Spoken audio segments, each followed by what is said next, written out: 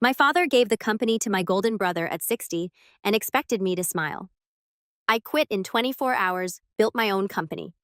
From $0, 3 years later. My rival business took their clients and crushed everything they built. So I quit overnight and built a rival empire that crushed them. I've been lurking on Reddit for years reading stories like this and never imagined I'd have one to contribute. But after what happened last month, I need to get this off my chest since it has been eating me alive. 34 years old, and this entire situation began when I was a child but truly burst about 2 years ago. To understand why everything went so well, you must first understand my family's destructive dynamics. My father, Robert, is 62 years old and owns Harrington and Sons, a medium-sized construction company. I started it from nothing in the 1980s. It grew to roughly 50 staff working on commercial and residential projects across 3 counties. Growing up, that corporation was practically our religion. Every dinner conversation revolved around jobs, contracts, which teams were performing, and which suppliers were providing us with the best deals. The ant section was supposed to refer to me and my younger brother Ryan, a 29-year-old guy. Dad made this plain from the moment we could walk. "Someday you boys are going to take over this empire I built," he'd say, usually while staring at blueprints on our kitchen table. "Harrington and Sons is going to be your legacy." But here's where things go wrong. Dad decided Ryan was the actual construction worker and I was just a liability he'd have to deal with. Ryan was one of those kids who seemed to excel at every athletic activity. He was a star athlete in high school and could fix engines by the age of 14. He exuded an air of effortless assurance that drew others in. Dad ate that up. "Look at Ryan," he'd boast to anyone who listened. "Kid's got natural leadership, born for this business." Meanwhile, I was the one who was paying attention in class, learning about business management, cost estimation, and project management software certification. I'd spend my summers working on Dad's job sites. Instead of being applauded for grasping the technical aspect, I was reprimanded for not being hands-on enough. The tipping point came when I was 19 and suggested that Dad computerize the business processes. It was 2009, and he was still doing everything on paper estimates, scheduling payroll, and inventory. It was a nightmare. I discovered a construction management software that could streamline everything, save money, and eliminate errors. Dad's response: "Real construction workers don't need computers, son. We build things with our hands, not by staring at screens all day." Ryan, who was 14 at the time and hardly knew which end of a hammer to handle, nodded along as if he understood anything about operating a business. "Yeah, Mark, construction is about getting dirty, not playing with gadgets." This became the theme of my life. Every time I sought to implement modern business methods in the organization, I was told I was overthinking it or making everything too hard. Dad actually said, "College is fine, son, but this is the real world. You can't learn construction from a textbook." Ryan, on the other hand, dropped out of community college after only 1 semester because he didn't enjoy it. Dad's reaction: "Good for you, son. Real men learn by doing." I continued working for Dad throughout college and beyond graduation, hoping that he'd ultimately see that I understood the business aspect better than anyone else. I overhauled our filing systems, established proper project costing methods, and even constructed a simple database to manage equipment upkeep, all without being asked and on my own time. But every family event, company, BBQ, and supplier meeting had the same story. Ryan was the golden boy who truly understood the building business, and I was just Mark, the guy who was good at paperwork. The favoritism was ridiculous. Ryan would arrive late to job sites, spend half the day on his phone, then depart early for whatever party or date he had arranged. Dad would simply grin and remark, "Boys will be boys." I'd work 60-hour weeks, solve logistical issues, negotiate lower material costs, and get a shrug at best. When Ryan turned 21, Dad began discussing succession plans. Not to me. I discovered out about these chats after overhearing Mom conversing on the phone with her sister. Apparently, Dad was already planning to delegate additional authority to Ryan, despite the fact that Ryan had never managed anything more sophisticated than a 7-man framing crew. I tried to talk to Dad about it directly. This happened around 3 years ago when I was 31 and had been in the company for more than a decade. I just completed our largest commercial contract ever, a $2.3 million office complex that came in under budget and ahead of schedule.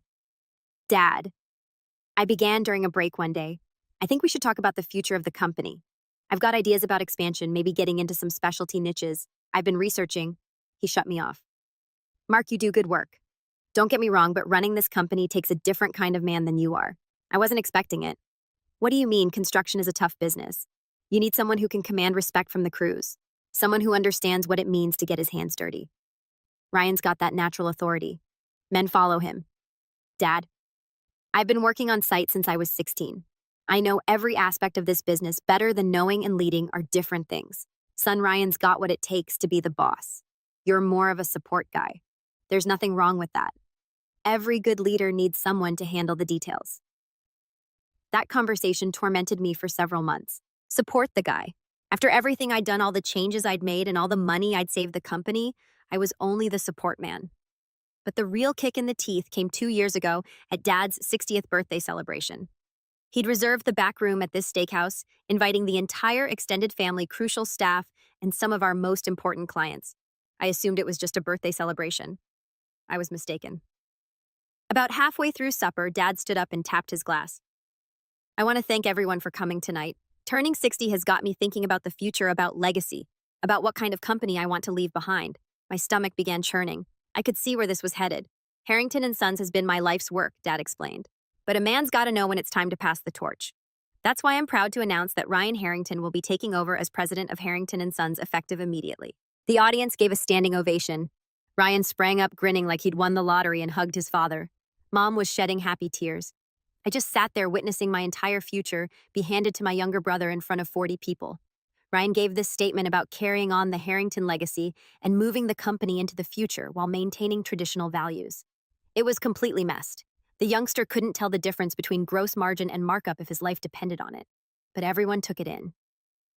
After the crowd dissipated, I cornered Dad in the parking lot. What the hell was that? I inquired. You didn't even discuss this with me. I've been working for this company for 15 years. Dad sighed as if I were being ridiculous. Mark, I told you Ryan's the right man for this job. He's got the personality for it, the leadership skills. Construction crews need someone they respect. Respect Dad. Half our guys have been asking me for technical guidance since they started. I'm the one you're good at the technical stuff. I've never said you weren't, but running a construction company isn't about spreadsheets and computers. It's about being tough, making hard decisions, and commanding respect. I laughed, but there was nothing funny about it. Natural authority. Ryan's never managed a budget over $50,000. He doesn't know our insurance requirements. He's never dealt with permitting issues. He couldn't read a complex blueprint if you gave him a week. His face tightened. Son, I'm going to say this once. Ryan is the future of this company because he's man enough to handle it. Some people are born leaders and some people are born followers. There's no shame in knowing which one you are. When he said those words, everything changed. You've never been man enough to run this business, Mark. You're too soft, too academic, and too concerned with everyone's feelings. Ryan's got the balls to make the tough calls. That's what it takes. I stood there in that parking lot, watching my father walk away from me as if I were just another disappointed employee rather than his son. That night, I took a life-changing decision. If I wasn't man enough to lead Harrington & Sons, I'd demonstrate my true masculinity by creating something greater. The following morning, I strolled into Dad's office and resigned. You're making a mistake, son, he stated without looking up from his paperwork. Where are you going to go? You've never worked anywhere else. I didn't reply. Don't worry about me, Dad. I'll figure it out. Dad had no idea, and neither did anyone else in my family, that I had been silently preparing for this possibility for months. Throughout the evenings, I worked late at the office. I documented everything: client lists, supplier relationships, pricing strategies, and project procedures. I'd been putting together a comprehensive picture of how Harrington & Sons operated, what our competitive advantages were, and more crucially, where our shortcomings were. I had also been networking. Construction is a relationship business, and over the course of 15 years, I developed strong relationships with subcontractors, suppliers, and even certain clients. People recognized my work, valued my attention to detail, and believed my word. Dad always believed Ryan's backslapping style was important, but the majority of our recurring business came from clients who knew I would personally oversee their projects. Within a week after resigning, I had submitted the paperwork to establish Pinnacle Construction Solutions. I deliberately chose the name Pinnacle, implying that we were the pinnacle of quality and professionalism in construction solutions, indicating that we addressed problems rather than simply throwing muscle at them. I started small, using my savings to rent a small office space in a nearby business park, purchasing some basic equipment, and hiring 2 people I'd worked with at Harrington & Sons who were fed up with Ryan's nasty management style. My first contract was for a small house remodeling around $15,000, which I could complete mostly by myself. But I had larger plans. One of Harrington & Sons' most serious flaws was a lack of technological proficiency. Dad's insistence on doing things the old way made them extremely inefficient in comparison to what was achievable. I'd spent years watching us lose money on projects due to bad scheduling, insufficient cost tracking, and communication breakdowns between the office and field team. I made significant investments in construction management software project tracking systems and mobile technologies for field teams. While Harrington and Sons still used paper timesheets and handwritten change orders, my team had tablets that allowed them to examine blueprints, submit daily reports, manage material usage, and interact instantaneously with the office. The efficiency gains were amazing. I could quote tasks more correctly because I had real-time cost information. Better communication mechanisms enabled me to detect problems before they became costly disasters. I could schedule more efficiently since I knew exactly where my staff were and what they were working on. More crucially, I could demonstrate to clients just what they were paying for. While Harrington and Sons continued to make broad estimations based on their experience, I was able to provide specific breakdowns of how their money would be spent. My second contract involved a $40,000 kitchen remodeling, followed by a $75,000 bathroom upgrade. Word spread about a new construction company that completed projects on schedule and within budget. I also focused on the commercial market, which Dad had always struggled with. He excelled at domestic and small commercial works, but anything demanding intricate coordination or rigorous adherence to laws made him anxious. I positioned Pinnacle as the organization capable of handling intricate projects such as medical facilities, educational buildings, and anything else that required specialist understanding. 6 months after launching Pinnacle, I secured my first major commercial contract, a $400,000 refurbishment of a medical office building. It was the type of job that Harrington and Sons would struggle with. There are numerous regulatory standards, strict deadlines, and no tolerance for errors. I crushed it. I finished 2 weeks early, 8% under budget, and the customer was so pleased that they quickly hired me for their next location. During this time, I seldom spoke with my family. Dad would occasionally call to see when I'd come to my senses and return to the family business. Ryan never called. He was probably too busy playing CEO. Mom would try to guilt me into attending family gatherings. "Your father misses you," she would remark. "This whole thing is just pride. You boys should work together." But I was no longer interested in working together. I wanted to prove a point. The breakthrough happened roughly 18 months after I started Pinnacle. I'd been developing relationships with general contractors who handled large commercial projects, portraying myself as a dependable subcontractor for specialized work. One of them approached me with a large project, a $2.8 million restoration of a business headquarters downtown. It was exactly the type of work Harrington and Sons had always desired, but had never been qualified to do. Complex mechanical systems, high-end finishes, unrealistic deadlines, and a perfectionist client. I spent 3 weeks putting together my bid, which included cost estimates down to the cent, a full project timeline, comprehensive quality control systems, and references from every big task I had performed. When I submitted it, I knew it was flawless. I landed the job. More crucially, I outbid Harrington and Sons by $200,000, offering a faster completion time. The general contractor then told me that Harrington and Sons' concept appeared amateur-ish in comparison to mine. "Your documentation was incredible." The man said their bid was basically a number on a napkin with a handshake. That's when I knew I had Dad right where I needed him. The downtown headquarters project established my reputation. Not only did I accomplish it flawlessly, but I also finished ahead of schedule and under budget. The client was so impressed that he hired me for 2 additional locations. The general contractor began referring me for additional important jobs. Within 6 months of finishing the job, Pinnacle Construction Solutions had 15 workers and $8 million in contracted contracts. Meanwhile, Harrington and Sons were floundering. I wasn't immediately competing against them. I was pursuing larger, more difficult projects that they couldn't manage anyway. However, my accomplishment began to have an impact on their reputation through comparison.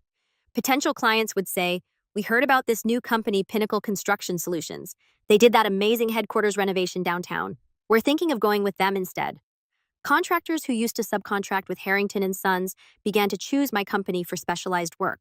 Suppliers began offering me better terms because my payment schedule was more consistent and my volume increased faster. The major blow came when I began targeting Harrington and Sons' core clientele directly.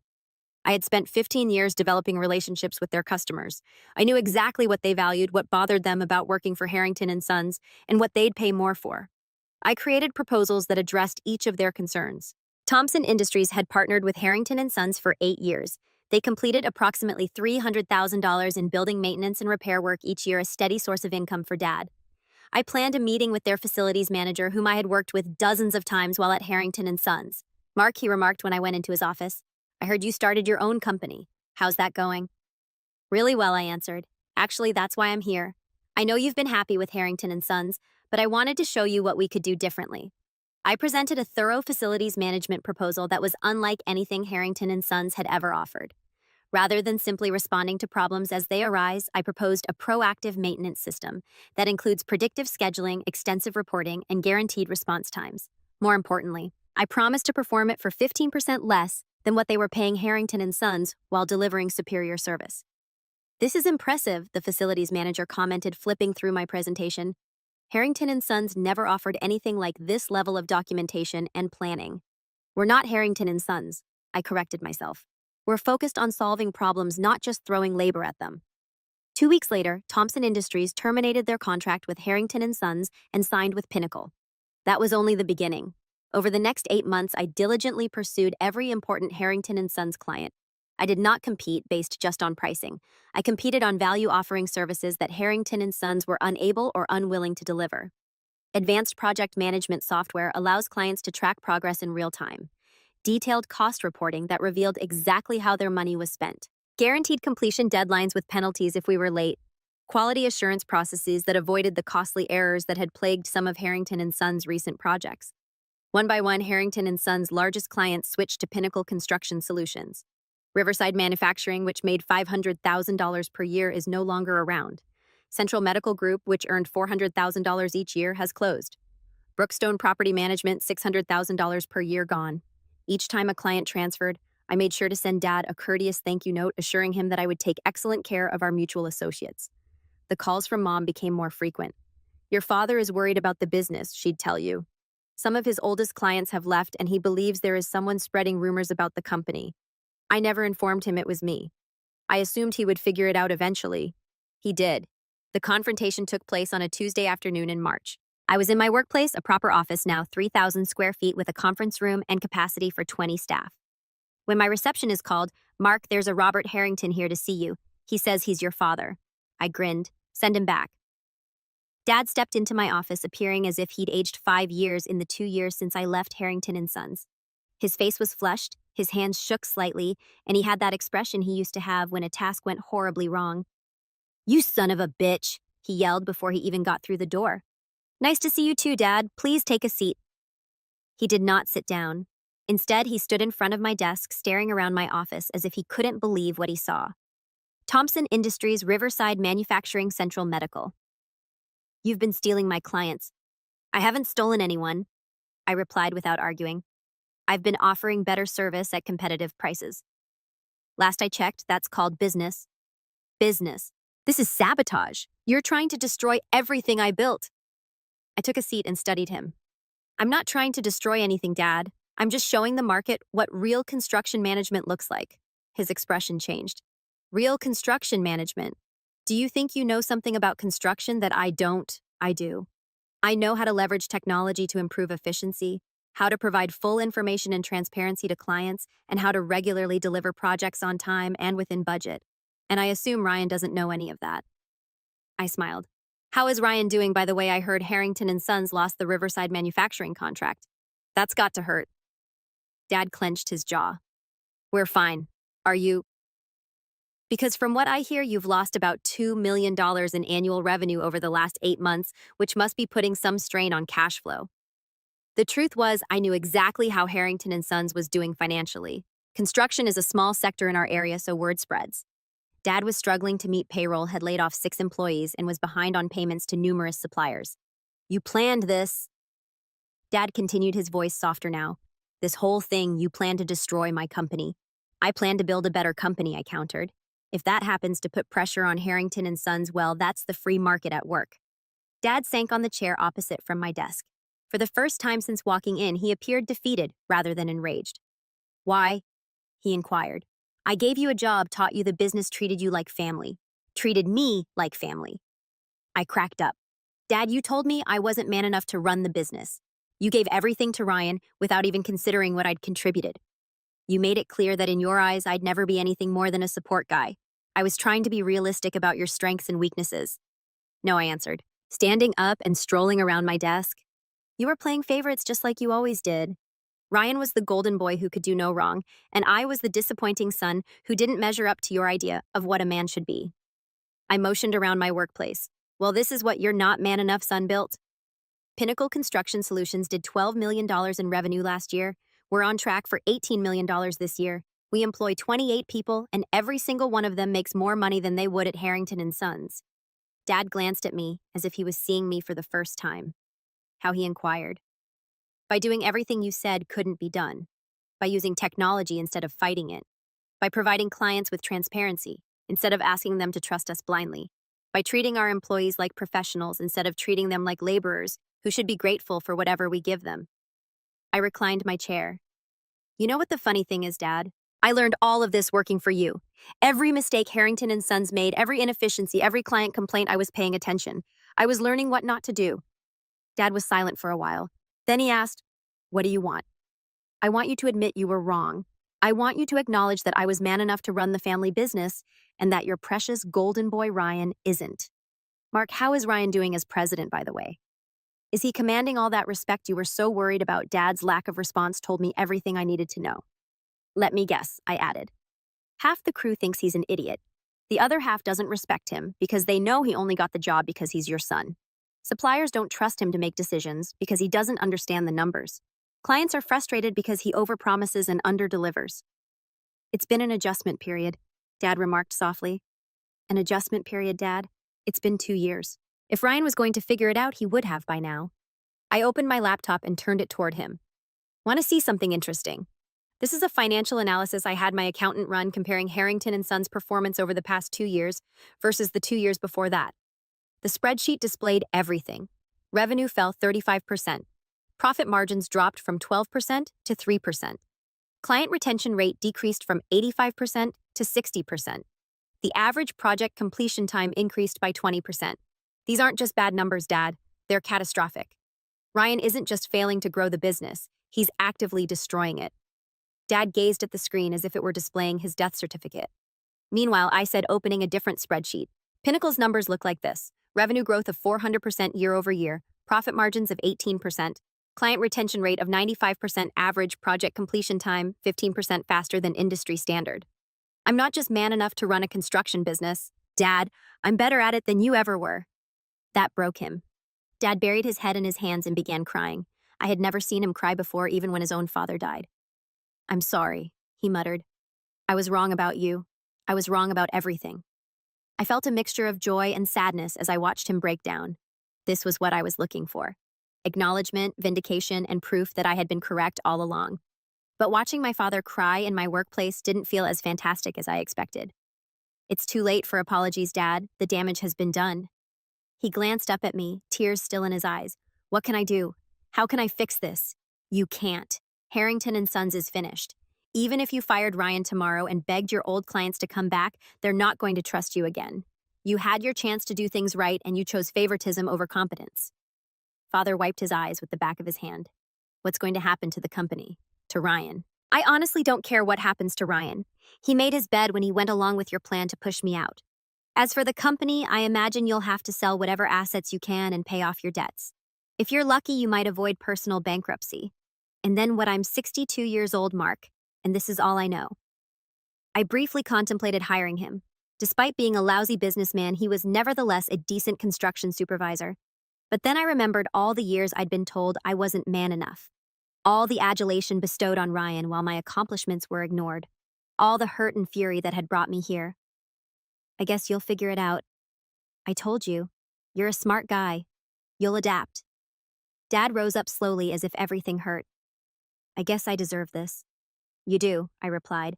"But for what it's worth, I didn't do this to hurt you. I did it to show you wrong." He nodded and proceeded toward the door. He then came to a halt and reversed his direction. "For what it's worth, son, I'm proud of what you've built here. I should have seen it sooner." "Yeah," was my response. "You should have." After he departed, I sat in my office for a long time reflecting on all that had occurred. I'd gained everything I wanted. Confirmation that I was better than Ryan, Dad's admission that he was wrong, and the satisfaction of watching Harrington and Sons fail. But I also felt empty, as if I'd won a fight that no longer matters. That happened 3 months ago. Harrington and Sons filed for bankruptcy last month. Dad had to liquidate the company's assets to repay creditors. Ryan is now working for one of our competitors, earning approximately half of what he used to, and most likely receiving the respect he deserves. Dad occasionally calls me to see if there is any employment available at Pinnacle. I have not hired him yet, but I am thinking about it. He's a good supervisor when he's not attempting to choose favorites. And we're growing quickly enough to require experienced employees. The irony is that Ryan contacted me last week, the first time we'd spoken since I quit Harrington and Sons. Mark, he commented, I want to apologize. I should have stood up for you with Dad. I knew you were better at the business side than me, but I was selfish and let him play favorites. Little late for that, don't you think? Yeah, probably. But I wanted you to know that you were right. I wasn't ready to run that company. I'm not sure I'll ever be ready to run a company. So what are you going to do now? I don't know. Maybe go back to school, try to learn some of the stuff you tried to teach me. Maybe see if you'd be willing to hire me at Pinnacle. I was chuckling. You want to work for me? I want to learn how to do things right. And you're the only person I know who actually knows how to run a construction business. I have not determined what to tell him yet. Part of me believes it would be satisfying to have my golden boy brother working for me and possibly learning some humility, but a part of me believes it is best to leave the past behind. Right now, my primary focus is on growing Pinnacle Construction Solutions. We'll be bidding on a $15 million hospital rehabilitation project next month, the kind of job that Harrington and Sons would never have been qualified for, and the type of challenge that makes me want to get out of bed in the morning. Mom still invites me to family meals. However, the situation has changed dramatically. Instead of discussing Ryan's latest accomplishments, everyone asks me about my firm, my expansion plans, and my thoughts into the construction sector. It feels strange to be the successful son after being the disappointment for so long, but I'll take it. The funniest aspect is that Dad's colleagues and business acquaintances suddenly refer to me as the one who truly understands construction, as if they had always known I was the smart one rather than the guy who was not masculine enough to operate a construction company. I suppose the moral of the story is that sometimes you have to burn everything down to prove that you were correct all along. It isn't the most mature approach, but it certainly is pleasant. Update: Dad began working for me as a project supervisor 3 weeks ago. He called me aside on the first day of work and said, I want you to know that you're the boss here. No special treatment because I'm your father. If I screw up, fire me. So far, he's been fantastic. When he's not attempting to pick favorites with his boys, he's actually a good manager. Who knew Ryan is still considering if he wants to work with Pinnacle? I advised him that if he was serious, he should start at the bottom general laborer. Perhaps he can work his way up to crew chief if he proves himself. No shortcuts this time.